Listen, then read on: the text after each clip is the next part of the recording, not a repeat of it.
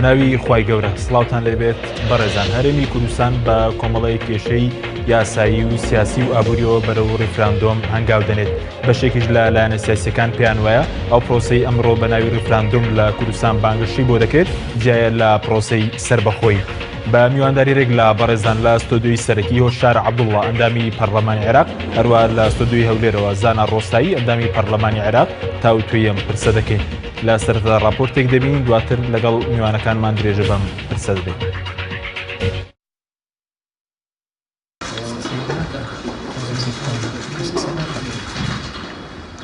با بێ پلان و با کۆمەڵێک کێشەی یاسایی و سیاسی و ئابووری چەند لایەنێکی سیاسی دانەوێت بەرەو ڕیفراندۆم بڕۆن گەیشتن بە سربەخۆیی خەونی هەموو میلەتی کوردە و هیچ کوردێک نییە دژی سربەخۆیی کوردستان بێت. ئەو پرۆسەی ئەمڕۆ لە کوردستان بانگەشەی بۆ دەکرێت بە ناوی ڕیفراندۆم جیایە لەگەڵ پرسی سربەخۆیی و بەبێ پلانیش هەنگاو بۆ ئەو پرسە دەنرێت. خودی پرۆسەی ڕیفراندۆم هیچ ئامادەکیەکی بۆ نەکراوە دەسەڵاتدارانی هەرێم لە ماوەی 25 ساڵی ڕابردوودا لەبەرەوەی بیریان لە هەنگاونان بەرەو سربەخۆیی نەکردوێتەوە لەو ماوە زۆرەدا پەرلەمانی کوردستانیان ڕانەسپاردووە بۆ دەرکردنی یاسایەکی تایبەت بە ڕیفراندۆم لەسەر ئاستی سیاسی و دامەزراوەکان و ئابووری کۆمەڵایەتیش هیچ پلانێکی ستراتیژیان نەبووە بۆ ئەوەی لە کوردستان بنەماکانی دەوڵەت بوون دابین بکرێت بە پێچەوانەوە بنەماکانی دەوڵەت بوون وێران کراون.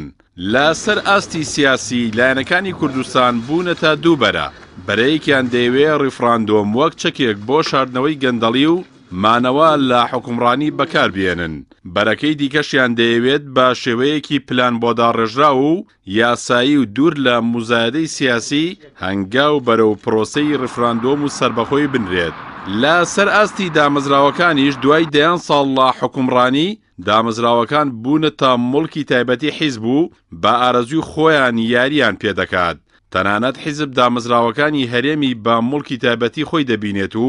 وەک بەشەخێر دەیەوێت بەسەر لایەنەکانی دیکەدا دابەشیان بکات. یەکێک لە بنەما گرنگەکانی هەنگاونان بەرەو دەوڵەتبوونی دامەزراوەی یاسایی خاوێن هەیبەتە کە حیزب جورئەتی ئەوەی نەبێت دەستێوەردانیان تێبکات بەڵام لە هەرێم ڕۆژ دوای ڕۆژ دامەزراوەکان بەرەو داڕۆخان دەچێت. هەرێمی کوردستان ئێستا پەرلەمانێکی داخرا و حکوومەتێکی ئیفلیج و سەرۆکایەتێکی نایاسایی و دەسەڵاتێکی دادوەری ناسەربەخۆیی هەیە. لە ڕووی ئابووریشەوە داهاتی نەوت و خاڵە سنووریەکان لەلایەن حیزب و چەند کەسێکی باڵادەست قۆرە کراون قاسەی حکوومەت بەتاڵە و قاسەی حیزبیش پڕە بۆیە خەڵکی کوردستان مافی خۆیەتی بپرسێت ئەوانەی ماوەی 25 ساڵە حکومڕانی هەرێمی کوردستان دەکەن نەیانتوانی لە 3 پارێزگا حکومڕانی باش بکەن لە سەر جەمبوارەکاندا شکستیان هێناوە چۆن دەتوانن دەوڵەتێکی خۆشگوزەران بۆ خەڵک فراهەم بکەن.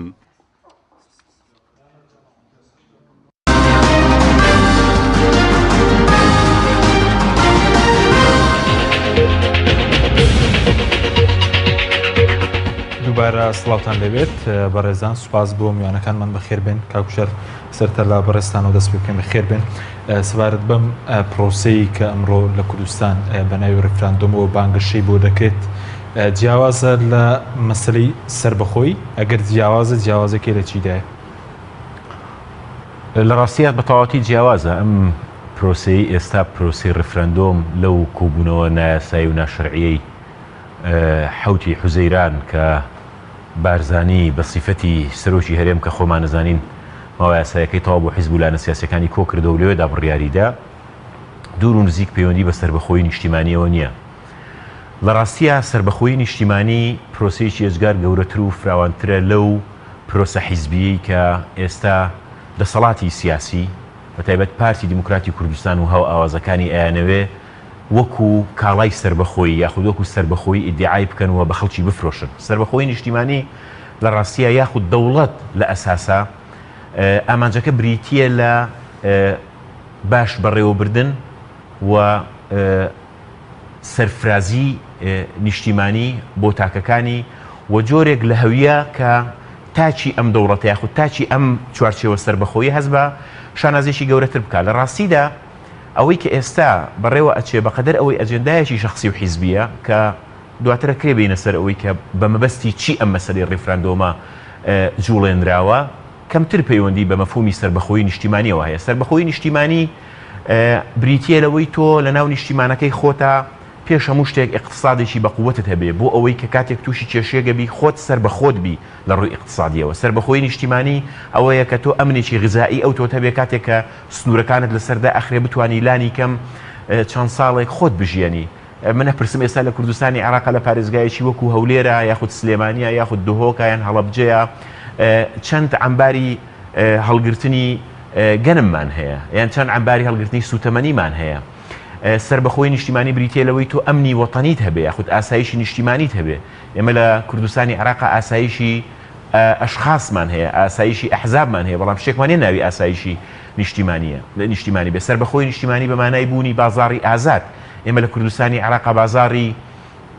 ئەشخاصمان هەیە و بازاڕی ئەحزابمان هەیە. کام بازار لە سلێمانی و پارێزگاکان هەموو پارێزگاکانی تر ئەحزاب و ئەشخاص دەستیان بەسەرا نەگرت و هەرچی تیجارەتی خۆیان قۆڕقیان کردووە. سەربەخۆی نیشتیمانی بەمانای ئەوەی تۆ میدیایەکی نیشتیمانیت هەبێ وەکو تەجروبەی وڵاتانی دنیا لە شێوازی BBC بۆ بریتانیا، لە شێوازی DW بۆ ئەڵمانیا، لە شێوازی CNN بۆ ئەمریکا. بەڵام ئێمە لە کوردستانی عێراق کەناڵی ئەحزاب و ئەشخاصمان هەیە، یعنی میدیایش ئەشخاصمان هەیە، یعنی هەر کەسێک سەرۆکی حکوومەتە چوزانم بەرپرسی فلان دەستەی کارژێڕا پێشتر سەرۆکی حکوومەت بوو هەمویان دامەزراوێکی ئەعلامیان بۆ خۆیان دروست کردووە شتێک نێناوی میدیای نیشتیمانی بێ. ئێمە پێویستمان بە زانکۆی نیشتیمانی هەیە. ئێمە لە کوردستانی عێراق بەداخەوە بەشێک لە زانکۆکان هەوی حیزبیان وەرگرتووە، تەنانەت لە منافەسەی یەکتریا کراوەتەوە. بەمانایەکی تر سەربەخۆیی نیشتیمانی یاخود سەربەخۆیی کۆمەڵێک دینگە و کۆمەڵێک پایی هەیە کە پێویستە لەسەر ئەرزی واقع ینی بچەسپێنرێت. لە کوردستانی عێراق هەموو ئەوانە لە ڕاستیە هەڵتەکێنراون و هەموو ئەوانە حیزب و ئەشخاص وێرانیان کردوون، شتێکیان نەهێشتۆتەوە ناوی ئومێدی سەربەخۆی نیشتیمانی بێ لە ئێستادا. هەڵبەتە مستەقبەلی ئەم هەرێمە، مستەقبەلی نەتەوەی کورد، مستەقبەلی گەلی کوردستان لەم هەرێمە لە دوجارە سەربەخۆی نیشتیمانیە. چارەنووسی ئێمە لە دوجارانە لەگەڵ عێراقەنە، لەگەڵ تورکیایانە، لەگەڵ ئێرانە. بەڵام بۆ ئەوە ئێمە پێویستمان بەوە هەیە لە سەرەتادا ناوماڵەکەی خۆمان بە تەواوەتی تۆکمەکەین، هەموو شتێک دابین بکەین، اقتصادێکی باشمان هەبێ، زراعەیەکی باشمان هەبێ. بۆ نمونە وزە کە مەسەلەی نەوتە لە دەستی بنەماڵە و لە دەستی عەوائل دەریبێنین، لە دەستی ئەشخاص دەریبێنین و هەوڵدێن بیکەین بە قەزەیەکی نیشتیمانی دوای ئەوە ئەڕۆین بەرەو سەربەخۆی نیشتیمانی. کاکە حەچیم بە کوردی و بە کورتی ئەو ڕێفرەندۆمە لە ڕاستیە کە لەم قۆناغەیە با بڵین کراوە بە هالەیەکی گەورە، خۆی لە ڕاستی هەر ناو خۆی هەرێمی کوردستانە بۆ قەزەیەکی گەورە، گەرنا ئێستا بۆ نمونە ئەمریکا زۆر بەڕون و ڕاشکایی وتیان پێش ئەم قەزەی ڕیفرەندۆمە تەمەن وتویانە کە ئەمە لە بەرپرسانی پارتیان بیستووە کام قەزەیەکی ناوخۆیی و ئیشیش بە ئەنجامەکانی ناکرێت. بۆی ئەمریکاش لە ئەنجاماوتی کە لە ناو کوردستانی عێراق کۆمەڵێک چاکسازی سیاسی و کۆمەڵ گۆڕانکاری سیاسی لە پێشترن. ئەم ڕیفرەندۆمە کاک حەچیم لە ڕاستیە بۆ کۆمەڵێک شت بوو بە کورتی بۆ تەژمێرە. یەکێکیان بۆ ئەوە بوو کە باسی فرۆشتنی نەوت لە بیری خەڵک بەرنەوە، خاڵشتریان بۆ ئەو بوو کە موچە لە بیری خەڵک بەرنەوە، خاڵشتریان بۆ ئەو بوو کە ناشەرعیبوونی کورسەکەی بارزانی لە بیری خەڵک بەرنەوە، خاڵشتریان بۆ ئەو بوو ئەو فەزیحانەی کە بەسەریان هاتووە لە دەستێک ڕاوکردن لەگەڵ داعش و لە مەسلەی شنگال و لە هەموو ئەوانە بە تەواوەتی پەردەبۆشکەن بە تایبەتی لە دوا قۆناغەکانی داعش لە مووسڵ. بەشێکی تریان بۆ پەردەپۆشکردنی ئەم کلکایەتیە بوو لەگەڵ تورکیا بە تایبەت بە وجودی هێزەکانی تورکیا بۆ شەڕی پەکەکە و لە سەروی هەموو ئەوانەشەوە بۆ مەسلەی داپۆشینی قەزی سەرۆکایەتی پەرلەمان و ئەو فەزیحەی کە دیسان پارتی دیموکراتی کوردستان و هاو ئاوازەکانی یاخود دەسەڵاتی سیاسی لە کوردستانی عێراق بەڕاستی لە مەسلەی داخستنی پەرلەمان و دامەزراوەکانە بەسەری هاتووە. هەموو ینی بە بانایەکی تر من جارێکتریش ئەمە وتووە ئەم ڕیفرەندۆمە هەنگاوێک نییە بەرەو سەرکەوتن، بەڵکو هەنگاوێکە یاخود پەردەیەکە بۆ داپۆشینی شکست و شکستی چەند ساڵەی دەسەڵاتی سیاسی پێدا ئەپۆشرێت. سپاس دەکەم کاکزانە، زۆر سپاس بۆ بەشداریکردنی بەڕێزشتان لە بەرنامەکەماندا. سەبارەت بۆی لەسەر مەسەلەی ڕیفراندۆم ئێستا دووبارە لە کوردستان دروست بووە، بەرەیەکیان کە پێی وایە دەوێت ناوماڵی کورد ڕێی بخرێتەوە بە پلان کار بۆ مەسەلەی ڕیفراندۆم بکرێ، بەڵام هەندێک جار ینی دیدگای ئەم بەرێ بە دژایەتیکردنی سەربەخۆیی لێک دەدرێتەوە. ڕوانینی بەڕێزتان بۆ ئەو پرسە چییە؟ بە ناوی خۆی گەورە میهرەبان سڵاو ڕێز بۆ برای بەڕێزم کاک و شار عەبدوڵڵا و بینەرانی عەزیز. بەرلۆی باسیەوە بکەم من ئەمڕۆ ئێوارە بەشداری ئاهەنگی دەرچوونی قوتابیانی زانکۆی سەلاحەدینم کرد لە یاریگای نێودەوڵەتی هەولێر. تێبینێکی زۆر سەرنجی ڕاکێشام کاتێککە پێشکەشکاری ئاهەنگەکە هاواری دەکرد بەڵێ بۆ ڕیفراندۆم بەڵێ ڕیفراندۆم لە دوای من بڵێنەوە ئاگام لێ بوو ١٨ جەماوەرەکەی ئامادە بوو بەڵێیان نەدەکرد بۆ ڕیفراندۆم. من لە نێو جەماوەر دانیشتوم لە نێو خەڵک لەگەر خانەوادەکەی خۆم لە بەرەوەی مناڵێکمان ئەمڕۆ ئەمجارە تەخەڕوجیا کرد کەواتە کارێک نەکراوە خەڵکی کوردستان دڵی خۆش بێ بەم ڕیفراندۆمە و ئەمە مەسەلە دووبەرە نییە بەرامبەر ڕیفراندۆم سەربەخۆی کوردستان. من پێم وایە هەموو تاکێکی کورد خولیای ئەوەیە کە ڕۆژێک لە ڕۆژان دەوڵەتێکی عەدالەتخوازی کوردستانی دابمەزرێکە تێدا کەڕامەتی مرۆڤ پارێزراو بێ هاوڵاتی هەست بەبوونی خۆی بکە هەموو ئەندامێکی ئەم دەوڵەتە هەست بە خۆشحاڵێکی گەورە بکایە. دەبوا ڕۆژی هەفتی حوزەیران کە بڕیاردرا 25 ڕۆژی ڕیفراندۆم بێ 3 ڕۆژ لە هەموو شارەکانی کوردستان ئاهەنگ جێردرابا لە خۆشی. بەڵام کاردانە جەماوەریەکان سارد و سڕی ڕووداوەکە ئەوەمان پێ دەڵێ کە نەخێت دووبەرە نییە بەڵکو لە بەرامبەر سەربەخۆیی و ڕیفراندۆم کورد هەموو یەک دەنگە. بەڵام ئەم شێوازەی کە گیراوەتە بەر بۆ ئەنجامدانی ڕیفراندۆم گومانی هێزگار زۆر لە خۆی هەڵدەگرێ و بە شێوەیەک دەستی پێکراوە ئەم پرۆسەیە کە بە هیچ شێوەیەک مای دڵخۆشی هاوڵاتیانی کوردستان نییە. هاوڵاتیانی کوردستان پرسیار دەکەن ئەو نمونە حکومڕانیە شکست خواردووی کە ئێستا حکوممان دەکا و چەند ساڵێکە حکوممان دەکا و باری وڵاتی بەم دۆزەخە بردووە ئەوە دەبێتە ئەو دەوڵەتێک کە داهاتوو من خەونی پێوە دەبینم خۆ من خەباتم بۆ ئەوە نەکردووە شەهیدم بۆ ئەوە نەداوە ئەو هەموو مادیبوونم بۆ ئەوە نەکردووە. هاوڵاتیانی کوردستان قیاس لەسەر ڕابردوو دەکەن ئەوانەیە کە 25 ساڵە ئیدارەی ئەم وڵاتە دەکەن چۆنیان کردووە حتمما ئەگە ببنە دەوڵەتیش بەم شێوەیە دەکەن و خراپتریش لەبەر ئەوەی ئەو کات بێم نەدەبن لە هەر لایەنێکی نێودەوڵەتی بۆ محاسەبەکردنیان و تازە دەوڵەتە و پایی دامەزراوە بە چی چارەسەر دەکرێت. بۆیە مەترسێکی ڕاستەقینە ئەمڕۆ لە دڵی خەڵکی کوردستان هەیە لە ئامانجەکانی دوای ئەم بانگەشەیەکە پێ دەگوترێت ڕیفراندۆم ئەگەرنا هیچ کەسمان دوودڵ نین هەر کەسێ پرسیارمان لێ بکە ئایا دەوڵەتی سەربەخۆی کوردستانت دەوێ هەمومان بەڵێ هەڵدەبژێرین. تا مەسەلەی ئەو دووبەرەیە یان ئەو پارتولایەن و کەساتی ڕۆشنبیرانی کە دەڵێن ڕێی سەربەخۆیی ئەو ها نییە ئەو ڕێی کە ئێستا گیراوەتە بەر ئەمە ڕێی سەربەخۆی نییە. باشە کاکزانە وەکو پەلاری کوێر وایە فڕی دەدەی نازانی بە کوێ دەکەوێ ئەمە مغامەڕەکردنە بە چارەنووسی میلەتی ئێمە قەینا میلەتێکی ئاسانە میلەتێکی بە تەحەمولە میلەتێکی بە سەبرە بەڵام خوا هەڵناگرێت تۆ بەدەم دەریای بدەی فڕی دەی هەرچی دەبێ با ببێ. باشە زۆر باش کاکزانە زۆر شتی گرت بەڵام ناکرێت ئەوەندە بێویژدانە مامەڵە لەگەر سەبری خەڵک بکرێ. باشە بەس بەڕێزت دەڵێ هەزاران گومان لەسەرم پرۆسەیە یعنی ئەو گومانانە چین کێوە لەسەر پرۆسەکە هەتانەوە بەڕێز دەڵێ ئەمە ڕێی سەربەخۆیی نیە ئەی ڕێی ئەسڵی سەربەخۆیی چییە ینی لە ڕوانگەی ئێوە؟ گومانەکە لەوە سەر هەڵدەگرێت کاک حەشیم ئەگەر من بە تەمای دامەزراندنی دەوڵەت بم دڵی خەڵک خۆش دەکەم من بە تەمای دامەزراندنی دەوڵەت بم ماڵ بە ماڵی سەرکردەکانی کوردستان دەگەڕێم و حیزبەکان دەگەڕێم ئاشتیان دەکەمەوە پێیان دەڵێم وەرن ئێوە گلەی چیتان هەیە گلەی ڕاستەقینەکان و حەقەکان وەردەگرم ئەگەر ناحەقە قەنەعەتیان پێدەیم دەڵێم شتەکە ئاوانە من ئامانجێکی وا گەورە هەڵبگرم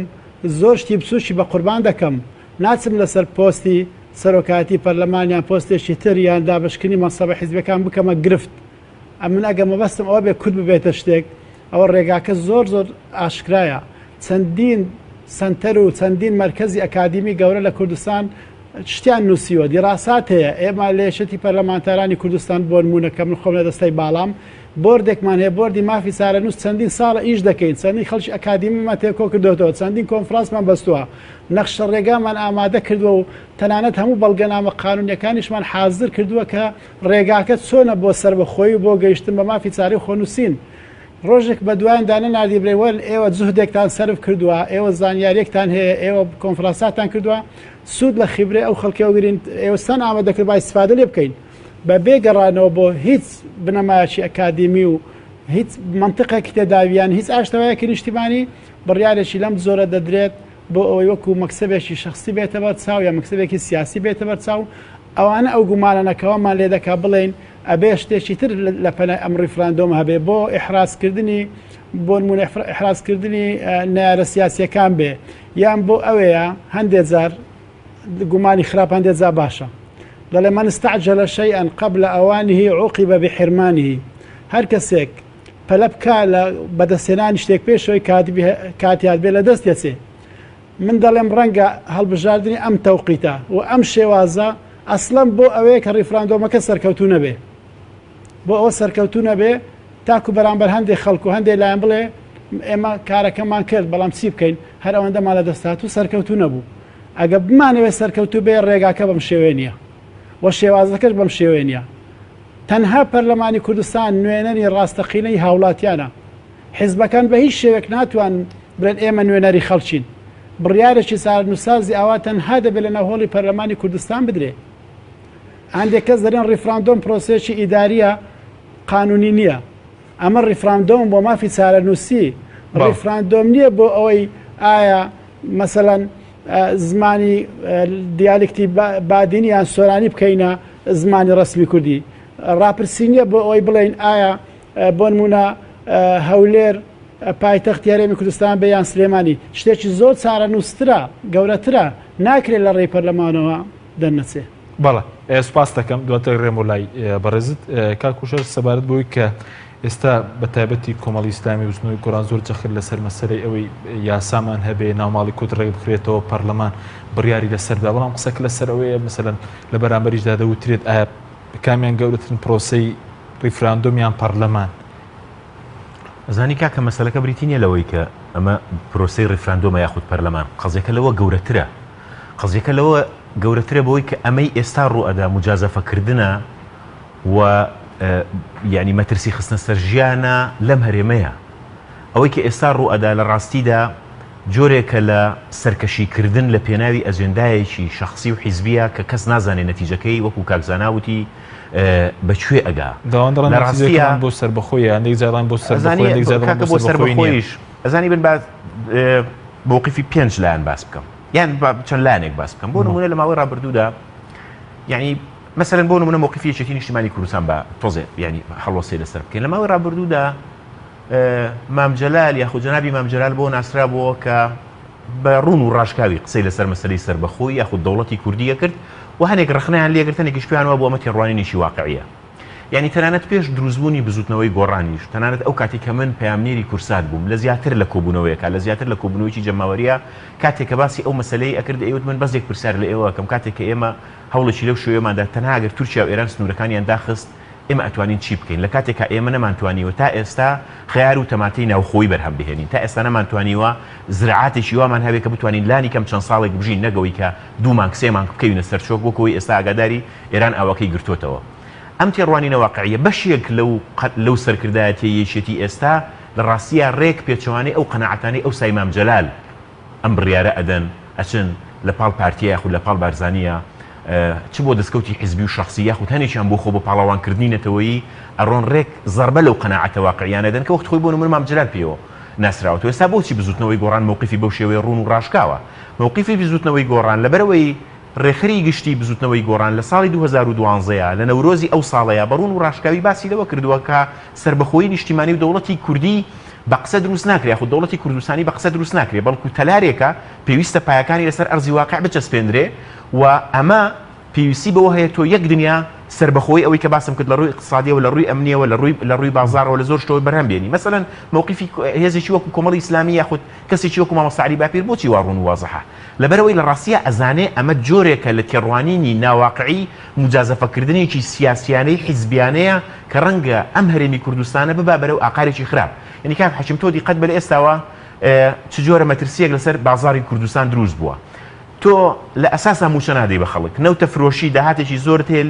ئەیخەیتە تەنگەی باخەڵی ئەشخاص و ئەحزاب و عەوائیلەوە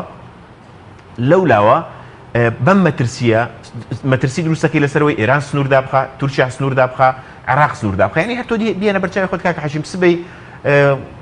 عراق یاخود حکوومەتی عراقی بڕیاری لە ئاسمانی هەرێمی کوردستان دابخات چیەکەن پاشان ئەم جۆرە لە مجازەفەکردنە بە ژیانی خەڵک لە ڕاستیە بەرپرسیارەتی هەموو حیزبەکانە یعنی منەمەوێت لێرەوە لەو بەرنامەی تۆ یەک ڕاستی هەیە بۆ مێژوو بڵێم هەر لێکەوتەیەکی خراپ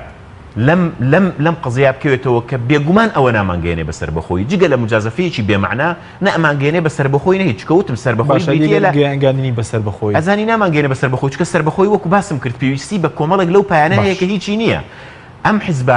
ئەم حیزبانە کە چوون بوون بە بووقی دیعای ئەم قضیە سبەینێ لە دنیا و قیامەتە تەحملی مەسئولیەتی ژیانی خەڵکەکەن چونکە لە ڕاستیدا دەوڵەت بۆ ژیانی خەڵکە حکوومەت بۆ ژیانی خەڵکە تۆ سەر بەخۆیت بۆ چێگەر خەڵک لە برسا بمرێ یعنی لە ئەساسا دەوڵەت ئەمە لەم حیزبانە ئەپرسم دەوڵەت بۆ باشکردنی ژیانی خەڵک نییە باشە من یەک پرسیارەکەم لە نەوتویەکەوە ئێمە چیمان لە دەوڵەت کەمترە کاک حەچیم ئێستا حالیان ئێمە نەوتی خۆمان هەنەی فرۆشین خۆمان هاتوچوی علاقاتی خارجی ڕێگەخین خۆمان چی ماوە نەیکین یعنی چیمان لە دەوڵەت کەمترە و بەم شێوازە سێ پارێزگامان یان چوار پارێزگامان بە هەڵەبجەی شەهیدی ئازیزەوە پێناچێ بەڕێوە نەوتەکەی ئەبەن و داهاتەکەی نادەن بە خەڵکو و هیچ نەماوە وێرانی نەکەن و کۆمەڵک مافیایان دروست کردووە سیستمێکی چەتەگەرایان دروست کردووە پەرلەمان بە ئارەزوی خۆیان دائەخەن هیچ شتێ ئومێدێکیان نەهێشتوێتەوە دوای لەو سەرەوە وەکو کاکزانە فەرمووی لەو سەرەوە بڵێن ئەم دەسەڵاتە بۆ گەنە ناشرینە وەڵا ئەمە حکوومەتە بۆ دروستەکە و ئەمە دەوڵەتە بۆ دروستەکە کاکە خەلەلەکە بریتیە لەوە ئەوەی کە تەجروبە کرا جاریش کە تەجروبە ناکرێتەوە ئەم دەسەڵاتە سیاسیە کە تەنها هەر پارتینی هێزی تریشی لەگەڵایە ئەم دەسەڵاتە سیاسیە هی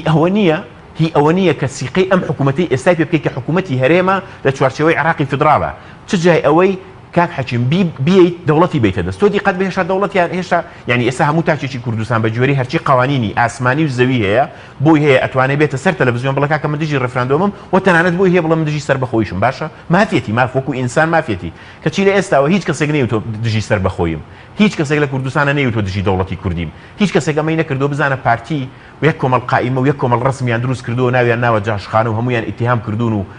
هەنیشانەڵەن ئەمانە شایستەی کوشتن و ئەمانە ئەبێ وا بکرێن تۆ دیقەت بە لە ئێستاوە کۆمەڵگاکەیان چۆن دابەش کردووە لەبەرەوە من بۆ خۆم یەک قسە ئەەکەم لە ڕاستیدا کۆبوونەوەی حوتی حوزەیران و دیاریکردنی مەسەلەی ڕێفراندۆم هەڵەیەکی ئێجگار گەورە بوو من پەیامم بە تایبەتی بۆ ئەم دوو هێزە و بە تایبەتیش بۆ یەکێتی نیشتیمانی کە من نەزانم ڕئیس زۆرینەی یەکێتیانە و یەکگرتووی ئیسلامیش ئەوەیە لە ڕاستیدا لە سیاسەتە سواربوون عیبێک و دابەزین دوو عیب نییە دابەزین شانازی و فەزڵە هەتا ڕۆژێک زووتر لەم مەهزەلەیە بێنە دواوە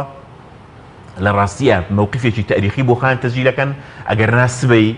هەر کارەساتێک ڕووبا لە بەرەنجامی ئەم ڕێفراندۆمەوە ئەم دوو هێزش بە پاڵ یەکێتی نیشتیمانیە تەمان هێزەکانی تر لە ڕاستیە ئەم کاریگەریان نییە و زیاتر ئەزانین کە چۆن کۆکراونەتەوە ئەوانیش بەرپرسیارەتی ئەم کارەساتیان ئەکەوێتە ئەستۆ لە ڕاستیە کاک حەچیم قەزیەی ڕێفراندۆم و قەزیەی مەسەلەی دەوڵەتی کوردی و مەسەلەی پرسی نیشتیمانی پێویستی بە عقلێت و تێگەیشتنێک هەیە کە لە پێناوی ئینسانی کوردستانیا بێ ئەمانە لە ئێستاوە کۆمەڵی خەڵکیان هانداوە بڵێن وڵا کاکە خەڵک با بمرێ لە برسان و خەڵک اعتیادی ئێمە ئەبێ باج بین یعنی تۆ ئەگەر یعنی ئێمە باجەدەین ئۆکەی بەڵام چێ باجەدا ئایا خەڵکی سادە باجەدا یان عوائلی سیاسی ئایا خەڵکی سادە باجەدا یان ئەحزابی سیاسی کێشەکە بریتیە لەوەی لە ئەساسە هەڵەیەکی گەورە هەیە کە ئێمە پێمان وابێ ئەم ڕێفراندۆمە بەرەو سەربەخۆیمانەبە لە ڕاستی ئەم ڕێفراندۆمە بەرەو کارەساتی گەورە و بەرەو ماڵوێرانی ئەم هەرێمە ئەبا و پێویستە هەتا ڕۆژێک زووتر هەتا سعاتێک زووترە نقطە و ستۆپی پێ بکرێ و نەهێڵڕێت چیتر ئەم ئەجێندا شەخسی و حیزبیە زیاتر مەترسی لەسەر ژیانی هاوڵاتیانی خەڵکی کوردستان دروست بکە. سوپاس دەکەم. کاکزانە سەبارەت بەوەی کە بەر لەوەی بچین سەرەوەی ئایا پێویستە چ و توێژێک لەگەڵ عێراق بکرێ بە تایبەتی کێوە لە سپێوە دەگەڕێنەوە بۆ بەغداد سەبارەت بە مەسەلەیەوەی کە زۆر جار هەندێکیان دەڵێن ئێستا کاتی نییە هەندێکیان دەڵێن ئێستا کاتێتی ئەگەر بۆمان ڕوو بکەیتوێنی ئەوانەی کە دەڵێن کاتی نیەکەی مەسەلەن کاتی سەربەخۆییە چ کاتێک کاتی سەربەخۆیی و ڕێفراندۆمە سەبارەت بە کات هەبوون و کات نەبوون ئەمە مەسەلێکی ڕێژەیە ڕەنگە بە قناعەت هێدێکمان ئێستا کاتی بێ بۆ هەندێک دەڵێن هێشتا کاتی نهاتووە. من ڕەنگە ساڵێک پێش ئێستا هۆشداریمدا گوتم قۆناغی دوای داعش بۆ کورد زۆر مەترسیردا دەبێ ئەگە کورد بە تەمای شتێکە تا داعش لە مووسڵ تەواو نەبووە پێویستە کورد ماڵی خۆی یەک خات و بەرنمەیەک دانێت بۆی نەزاتی بێ لە دەستی عێراق و ئەم بارودۆخنەی و دەوڵەتیە بقۆزێتەوە کە سومعەیەک بۆ پێشمەرگە دروست بووە سومعەیەک بۆ هەرێمی کوردستان وەکو ماڵی ئارامی ئاوارەکان دروست بووە و پێگەیەکی بەقوت بۆ هەرێمی کوردستان دروست بە هەرێم مشکلە ناوخۆیەکانی مشکلە قانونیەکانی حل بکە و دەست بکە بە هەنگاوێکی استراتیزی بۆ دیاریکردنی داهاتوی خۆی کەواتە لەسەر ئەمە ساسە بێ دەڵێن ینی کورد لە مێژە کاتی ئەوەی هاتووە کە مافی چارەنووسی خۆی بە شێوەشی جیاواز دیار بکە ئەگەر لە ڕابردوو بە فیدراالێت دیاری کراوە ئەگەر لە ڕابردوو بەمانەوە لەگە دەوڵەتی عراق لە دوای 2023 دیاری کراوە ئێستا دوای 13 ساڵ ئەزمون لەگەڵ بەغدا ڕۆژ لە دوای ڕۆژ قەنەعەتەکان زیاتر دەبن کە ئێمە ناتوانین تاسەر بەیەکەوە بژین و ئەم دوو پێکاتەیە کەمتر قبول یەکتر دەکەن ڕەنگە ئەمە ناڵێن لایەنی هەرێمی کوردستانیش بێ خەتا بووە لەو کەم کوڕیانێ هەبووە بەڵام فەرزەنەگە هەرێمی کوردستان هیچ خەتاشی نەبووایە ئێمە لەگەر کاگوشار لە بەغداین دەزانین مامەڵەی پێکاتەکانی عەرەبی سونە و شیعە چۆنە لەگەر کورد مستەقبەلی ئێمە لەگەڵ ئەو وڵاتە نییە کەواتە کێشەی ئێمە لەسەر ئەوە نییە کە چارەنووسی خۆمان دیاریکەین و دەوڵەتی خۆمان هەبێ و جیابینەوە لە عێراق و سەر بە خۆی ڕابگەێنین نا بە هیچ شێوێک و کاتەکەش کاتی هاتووە بەڵام ئێمە کێشەی ئێمە و کێشەی زۆربەی ئەو خەڵکی کە ڕخنەی لە پرۆسەکە هەیە ئەوەیە کە شێوازەکە کە ئەوانە ئەگە بەنیازی پرۆسێکی ئەوبانە دەبایە 2 ساڵ پێش ئێستا 3 ساڵ پێش ئێستا دەست پێکرا بە بەلای کەم ساڵێک پێش ئێستا دەستمان بەو هەنگاوانە کردبایە کە ببنە بناغە بۆ ئەمڕۆ بەڵام ئەمڕۆ تۆ بەبێ بناغەیەکی یەکرەزی نیشتیمانی بەبێ بناغەیەکی پتەوی قانونی بەبێ بناغەیەکی بەهێزی دیبلۆماسی لە سەروبەندی کۆتایی هاتنی داعش و سوپای عێراقی و حەشدی شەعبی کە ئێستا لە لوتکەی هێز و سەرکەوتندا لە غرورێکی زۆردایە لەو کاتە تۆ ئەو مغامرەیە نامەدروسە ڕادەگەێنی ئەو بەڕاستیە ئەو لێکەوتانە کە لێ دەکەونەوە ئینشاڵڵە وا نابێ بەڵام وەکو کاگوشار فەرمووی دەبێت ڕاستیەکان بە خەڵکی خۆمان بڵێین مەترسی زۆر گەورە هەست پێ دەکەین کارەساتی گەورەتر بەسەر میلەتەکەمان بێت و ڕەنگە ڕوش نەدا ئەمە دەگەرێتەوە بۆ داهاتوێ مە غەیب زانین بەڵام بەپێی ئەم سەرەتاییانەی کە لە بەدەستمانە بەپێی ئەم سەرەتانە ئەنجامەکان باش نابن ئەنجامەکان وڵاتەکانی دنیا ڕەنگە مامەڵێکی باش لەگەر ئەم بابەتە نەکەن بە تایبەتی وڵاتانی ئیقلیمی ئاماژەکانیان مەترسیدارن عێراق تا ئێستاکە هیچ نەرمێشی نەنواندووە و تەسریحاتی زۆر توندمان گوێ لێ دەبێت مامەڵێکی ئێستا موامەرە لەسەر کەرکووک هەیە ئێستا و ینی داعشەکان کۆ دەکرێنەوە دەوروبەری حەوێجە و کەرکووک مەترسی ئەوە هەیە کەرکووک لە دەست پێشمەرگا دەربێنن بەدەستی داعش پاشان بە حەشدی شەعبی وەری بگرنەوە و کێشەیەک بۆ کورد دروستکەن لە کەرکووک ئێمە کۆمەڵێک مەترسی ئاوار ڕوو بە ڕوومان دەگەیتەوە لە ئێستادا بەڵێ ناوبڕێکمانەیە دوای ناوبڕەکە دەگەڕێمەوە لای بەڕێز قسە لەسەر مامەڵەی عێراق دەکەین لەگەڵ هەرێمی کوردستان دوای ئەم پرۆسێ دەگەڕێمەوە لای بەڕێستان بەڵێ بینەرانی بەڕێز ناوبڕێکی کورت و دەگەڕێنە وڵاتان لەگەڵام بینەوە بەرنامەی ئەمڕۆ بە سپۆنسەری کۆمپانیای ئەسێ بۆ بازرگانی مۆبایل شیری ئەڵتونسا.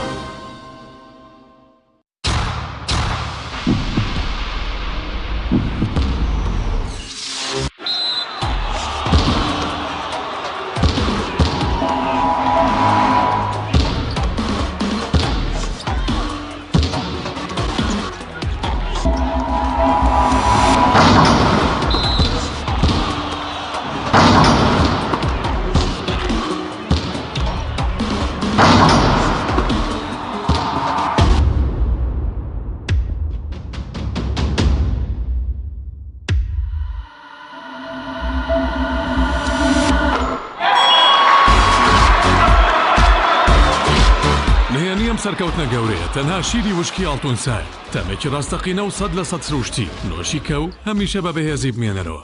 نوێترین ئۆفەر لە کۆمپانیای ئەسێەوە ئێستا مۆبایلی زیرەکی ئەسێ Q5S 4G LTE کە بە فینگرپرینت کار دەکات بە قستی مانگانەی تەنها 59,000 پێشەکی و مانگی تەنها 14,000 دینار. نوێترین مۆبایلی زیرەک و پێشکەوت و بە نزمترین نرخ بۆ تۆی خۆشەویست ئەسێ Q5S 4G LTE. کۆمپانیای بەیزا لە پێنە و بەرەنگاربوونەوەی قەیرانی دارایی و پێشکەشکردنی باشترین ئامری کارەبایەتی ناوماڵ کۆمپانیای بەیزا بووە بریکاری گشتی کۆمپانیای زەمگی ئیتالی هەروەها فرۆشتنی بەرهەمەکانی باقیستی هەژدەمان بە هاوڵاتیان سەلاجە و مجەمیدە هەموو جۆرەکانی سپلێت تەلەڤیزیۆن و تەباخ و مڕەشەح فرن و مایکرۆ گسکی کارەبایی غەسالەی جلشتن و قاپشتن بەیزا مامی هاوڵاتیان. کۆمپانیای دنیا دیکۆر. کۆمپانیای دنیا دیکۆر ئامادەیە بۆ دانانی دیکۆراتی ماڵ و شوێنە گشتی و حکومیەکان. کۆمپانیای دنیا دیکۆر هەڵدەستێت بە دروستکردن و دانانی کەوانتەر و ژووری نووسن و ئۆفیسی گەشت و گوزار و جبسم بۆردی مەغریبی و کاغەزی دیواری ئیتاڵی و تەختەی ئەرزی تورکی و ئەڵمانی و جیاکردنەوەی هۆڵ بە HDF و MDF و داری سروشتی. کۆمپانیای دنیا دیکۆر دنیایەک بۆ دیکۆراتەکانتان. ناونیشان سلێمانی فەرعی یەکەم شەقامی بازنەی مەلیک مەحموود بەرامبەر پارکی مەلیک مەحموود. فەرعی دووەم شەقامی بازنەی مەلیک مەحموود بەرامبەر سۆپەرمارکێتی ئاڵتون. فەرعی سێیەم ناوچەی پیشەسازی یەک بەرامبەر تاقیگەی بیناسازی. کۆمپانیای دنیا دیکۆر. لامینەت و تەختەی ئەرزی تورکی AGT باشترین تەختەی ئەرزی تورکیا بە بەرزترین کوالیتی دروستکراوە. پێکاتوە لە چەند مواصفاتێکی بەرز. ئەستوورەکەی 8 ملم و 10 ملم. حاشیەکەی لە ڕەنگی خۆیەتی. ناونیشان سلێمانی شەقامی بازنەی مەلیک مەحموود بەرامبەر بەنزیخانەی بینایی. پەیوەندی بکەن بەم ژمارانەوە 070 955 76 50 070 955 76 60. تۆپ ئارت تاکە بریکاری تۆڕی میدیایی کۆمەڵ بۆ دروستکردن و بڵاوکردنەوەی ڕیکلام. تۆپ ئارت.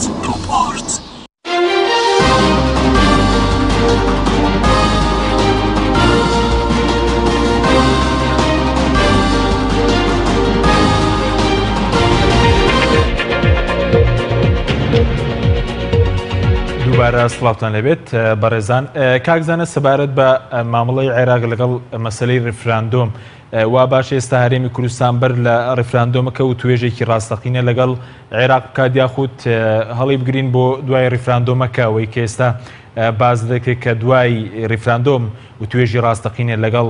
عێراق دەکرێتەوە. سەبارەت بە مەترسیانش کە باز دەکرێت لە مەسەلەی دەرمان و بەشە خۆراکوانی هیچ مەترسیێکیان لەسەر دوایان پرۆسەیە؟ بەر لە ڕیفراندۆم و دوای ڕیفراندۆم پێویست بە گفتوگۆ دەکات لەگەڵ ناوەند لەگەڵ بەغدا. زۆربەی ئەو وڵاتانەی کە ڕایەکی سلبیان بەرامبەر ڕیفراندۆم پیشاندا ئاماژەیان بەوەدا کە بڕیارێکی یەکلانەیە نابێ بڕیار یەکلانێ بی لە مەسەلەی ڕیفراندۆم. چونکە عێراق لە ڕووی فەرمیەوە یەک وڵاتە و یەک پارچەیە تۆ دەی بەشێکی لێ جیا دەکەی و دەوڵەتێکی لێ دروست دەکەی دەبێ حیساب لەلایەکەی بەرامبەر بکەیت. بە تایبەتیش ناوچە کوردستانیە جێناکۆکان کە دەبێت لەو شوێنانە ڕیفراندۆم بکرێ. باشە ئەو شوێنە کە هەندێکی لە بەدەستی پێشمەرگەی و بە ئەمری واقع ئەتوانی سندوقدا بنەی لەوێ، بەڵام هەندێک شوێنی تر هێل دەستی پێشمەرگە نییە. ئەوان بێبەش دەکەی لەم ڕیفراندۆمە و هەندێک لە پێکاتەکانی ناو ئەو شوێنانە شەکو لە کەرکووک ئاشوریەکان و هەروەها تورکمانەکان ڕەنگە هەوڵدەن کێشە دروستکەن بۆ ڕیفراندۆمە ئەگەر هاتوو بە بێ گفتوگۆ لێ تێگەیشتن بێ لەگەڵ بەغدا. بۆیە بەر لە ڕیفراندۆم پێویست بوو ئەم گفتوگۆی ئەنجام بدرێ و پێویست بوو لە ڕێی قانونێک لە ئەنجومەن نوێنەرانی عێراق بەلای کەم قانونێک لە پەرلەمانی کوردستانەوە کە مەرجەعێکی ڕێگا پێدراوە لە دەستوری عێراقی بەدانانی یاساکان یاسایەک دەربسوێندرێ بە ئیتیفاق لە نێوان هەردوو لە بۆ ئەوەی بزانین ئەم ڕاپرسێت چۆن بەڕێوە بچێت لە کوێ بەڕێوە بچێت پرسیارەکە چی بێ و لێکەوتەکانی چی دەبن. دوای ڕیفراندۆمیشت ئەگەر هاتوو ئەنجامەکان ئەرێنی بوو زۆر باش بوو ئەوە زۆرە گفتوگۆیەکی کێ دەست پێ دەکات. فەرقی ئەم دوو گفتوگۆیە گفتوگۆی یەکەم بۆ سەرکەوتنی ڕیفراندۆمەکەیە زەمانەتێکە بۆ ڕیفراندۆمەکە سەرکەوتوو بێ کە بەبێ گفتوگۆ دەست بە ڕیفراندۆم دەکەی ئەوە مەترسیەکی گەورە لەسەر سەرکەوتنی ڕیفراندۆمەکە دروست دەبێت. بەڵام گفتوگۆی دوام لە دوای ڕیفراندۆم بۆ ئەوەیە کە بزانین ئەم ڕیفراندۆمە چۆن بگەینە سەر بەخۆی بگەینە مافی چارەنووس. ئێستا عێراق کۆمەڵێک کارتی فشاری بەدەستێ بەرامبەر هەرێمی کوردستان دەتوانێت کێشە دروستکە بۆ ڕیفراندۆم و دەتوانانی دوای ڕیفراندۆم کێشە بۆ دروستکە. هەل لە ئێستاڕە ئەو کاکوشێر ئاماژەی پێکرد ئاسمانی عێراق بەدەستی هەرێمی کوردستانەوە بەدەستی عێراقە شتێکی اتحادیە واگەر دەوڵەتی عێراق بڵێ نابێ هیچ فڕۆکەیەک بەسەر ئاسمانی کوردستاندا تێپەڕێ وڵاتانی دنیا پابەند دەبن بە بڕیاری عێراق مەتاڕەکانمان دادەخرێن و بەلای کەمی ئەوە کە سنوورەکان شت داخران و مەتاڕەکە شت داخرا کەواتە چیمان کرد و مەسەلەی دەرمان و مەسەلەی گەرمی جووتیاران و کۆمەڵێک شتی تریش کە دەمان بەستێتەوە بە بەغدا ئەمانە شەمیان مەترسیان لەسەر دروست دەبێ و قەیرانێکی گەورە ڕوو لە هەرێمی کوردستان دەکا ئەگەر هاتوو ئەم بابەتە بە لێک تێگەیشتن نەبێ بە گفتوگۆ بەڵێ سپاس دەکەی بێزگە لێککەوتەی سەربازی شەرمەترسیەیە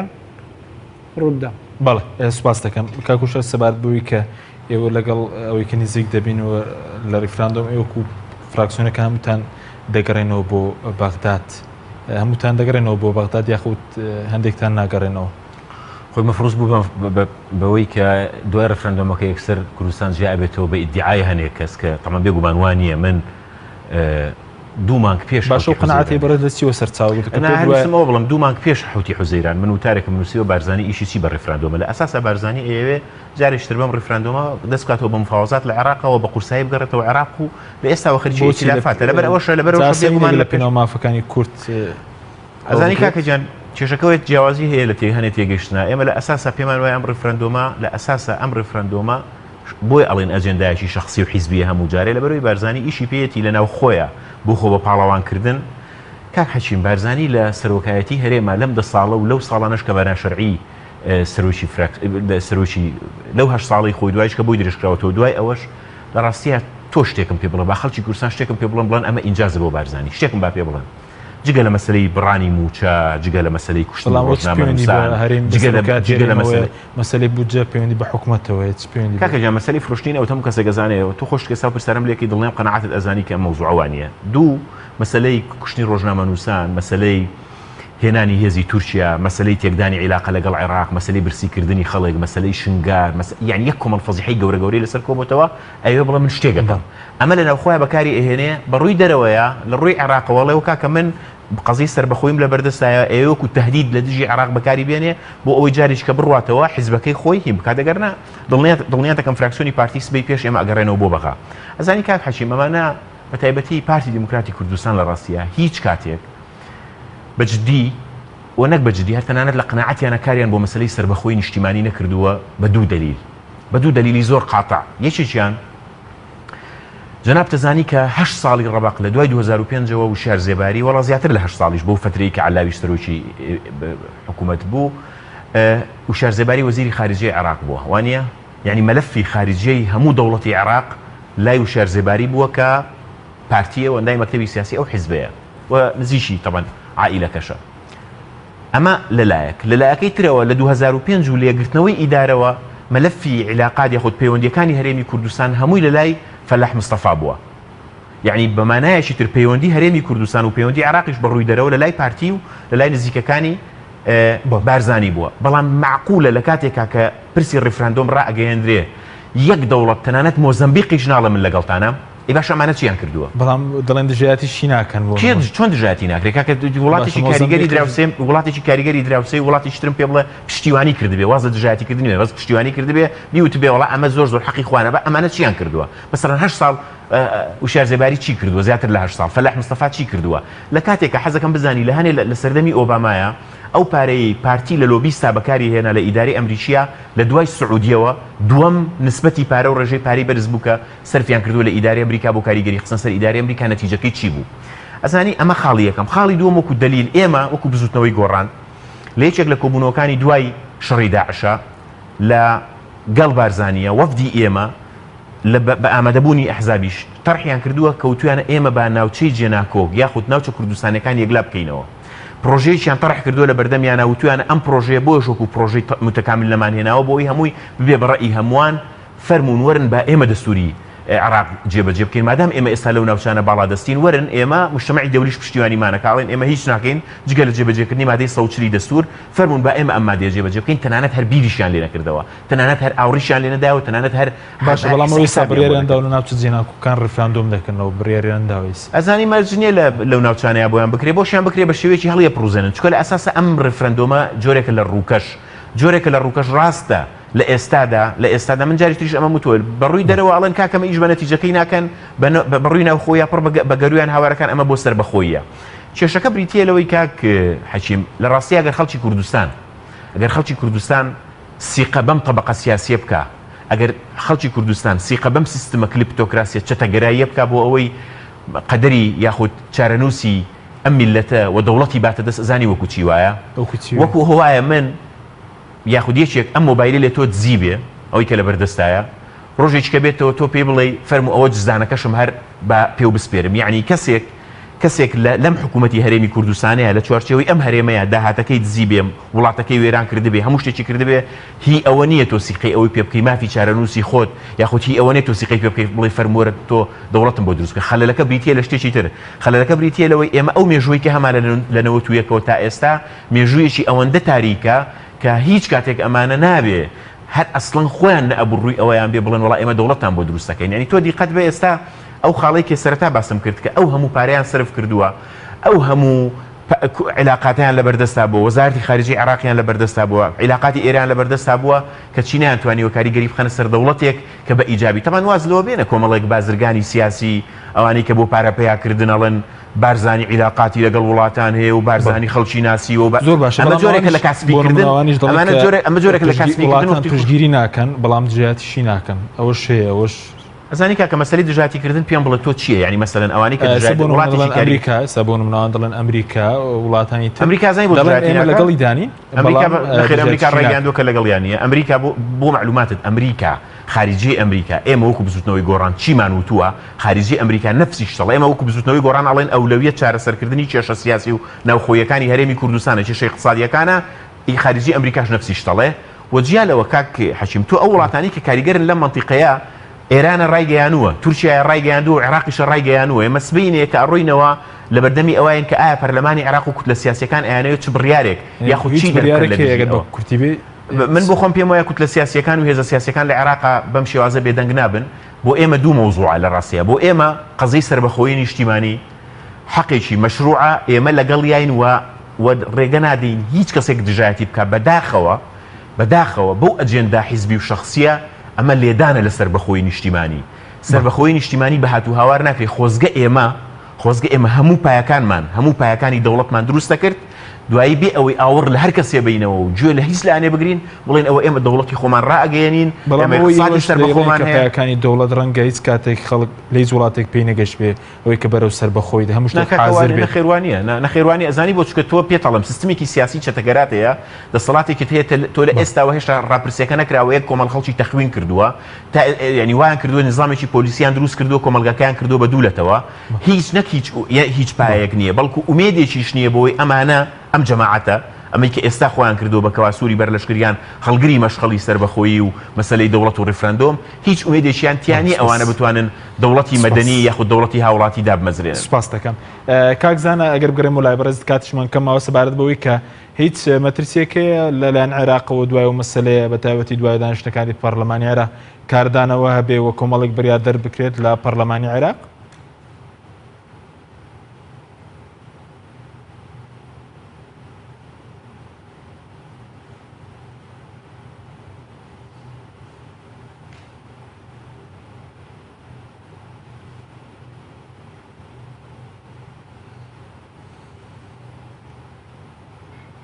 بەڵێ دیارەکە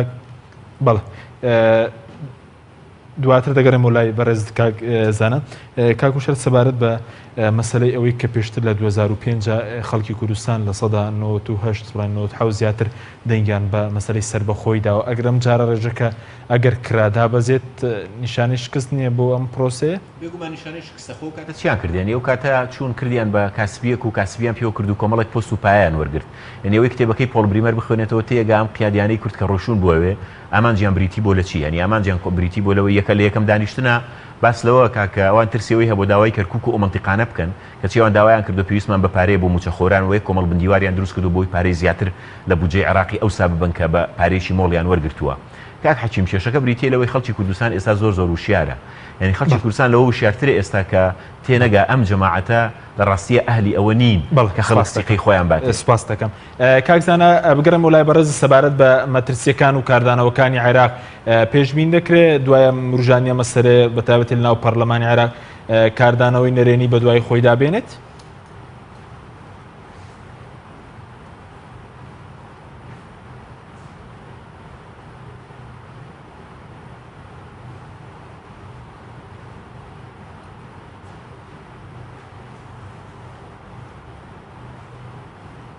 کاکزانە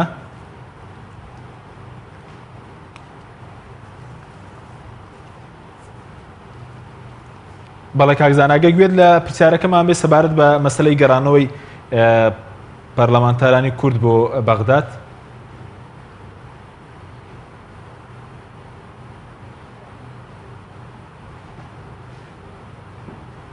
بەڵێ دیارە داولەبوون لە کاکزانە دەکەین دەنگەکەی ناگاتە لای ئێمە سوپاس دەکەین کاکوشەر زۆر سوپاس بۆ بەڕێستان کە کوشەر عەبدوڵڵا ناوی پەرلەمانی عێراق لە ستودیۆی سەرەکی لەگەڵمان بوو هەروەها بەڕێز زانا ڕۆستایی ناوی پەرلەمانی عێراق لە هەولێرەوە لەگەڵمان بوو سوپاس بۆ میێرانی بەرز تا بەرنامەیەکی تر خواتان لەگەڵ.